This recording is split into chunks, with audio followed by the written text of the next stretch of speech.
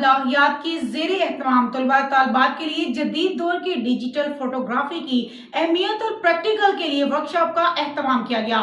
इस मौके पर डिपार्टमेंट ऑफ मास कम्युनिकेशन के कोऑर्डिनेटर अवैस सत्तार और मैडम जरनाब भी मौजूद थे।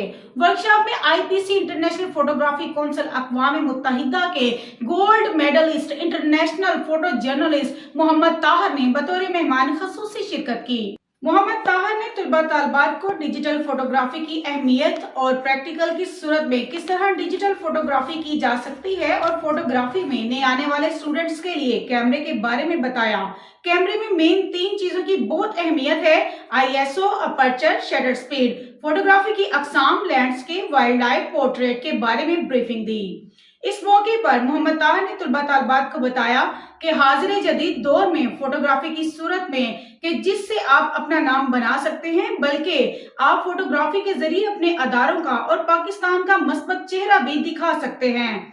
वर्कशॉप के दौरान तलबा और तालिबात ने मोहम्मद ताहर से मुख्तलिफ सवालात भी किए। कैमरे को कैसे इस्तेमाल किया जा सकता है और डिजिटल फोटोग्राफी के एंगल को किस तरह तलबा और तालिबात इस्तेमाल करके अपनी एक नई और जिद्दत से भरपूर डिजिटल फोटोग्राफी कर सकते हैं।